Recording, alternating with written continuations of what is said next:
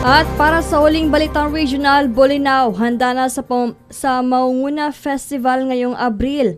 At kalikasan at turismo, sentro ng pagdiriwang. Alamin ta ng balita niya mula kay J. Miguel Mendoza.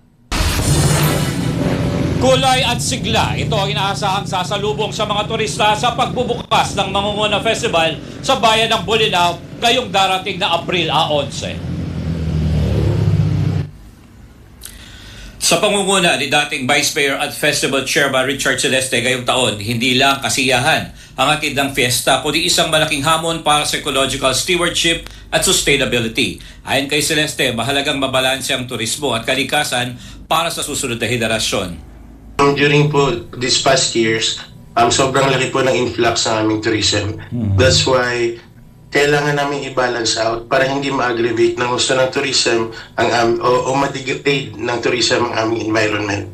Dapat po binabalanse talaga namin, sinusubukan namin balansein as much as possible para magkaroon ng sustainability para sa future generations pa, mas tatagal pa ang aming mga tourist attractions. Sa kasalukuyan, Bolinao ang nangunguna sa tourist arrivals sa buong Region 1 matapos nakilalanin bilang Destination of the Year. Kaya naman higit sa pagbibigay-pugay din ito sa mga mangingisda at magsasaka na pangunahing haligi ng kabuhayan sa bayan. Yan po naman po yung point ng Mangunguna Festival. Lagi pong tribute siya sa aming mga fisher folks. Although, this past few years, hindi lang po fisher folks ang pinapasok namin, kundi po ang mga magsasaka na rin po. At its essence, pareho pa rin naman po nung mga nakaraang taon na na-establish. It's all about pangingisda, our environmental nurturing, lalo-lalo na sa marine life namin. Yun lang naman po, dissemination ng ang point po ngayon this year ay environmental stewardship. Aming tema ay empowering the future generations through ecological stewardship and sustainable development goals.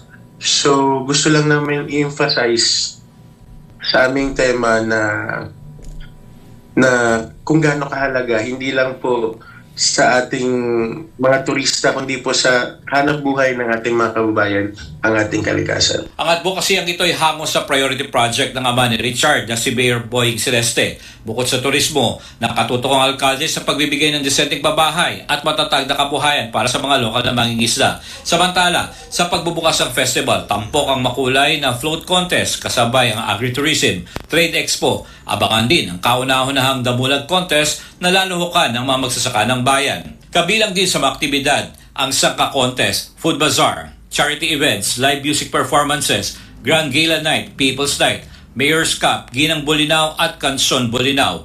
Binigyan diin ni Celeste na ang pagdiriwang ay hindi lamang para sa kabuhayan, kundi bilang pasasalamat at paalala na sa kabila ng mga hamon, patuloy na bumabangon at nagtatagumpay ang bayan. Tingin ko po, hindi lang naman po sa kabuhayan itself, totally.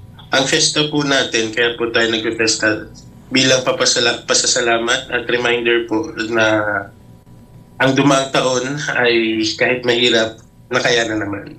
Ganon po ang gusto nating i-instill sa ating mga kababayan na kahit gaano man kahirap yung buhay, hindi mali na mag-celebrate dahil buhay tayo. Inaanyayahan na ba ni Chairman Richard Celeste ang publiko na bisitahin ng Bolinao ngayong Abril anya? Bagamat simple lang kanilang bayan, marami pang ring dapat tuklasin at tiyak na magpapamangha sa mga bibisita. Para sa Diyos at Pilipinas Kumal, J. Miguel Mendoza, SMW Sport Luzon.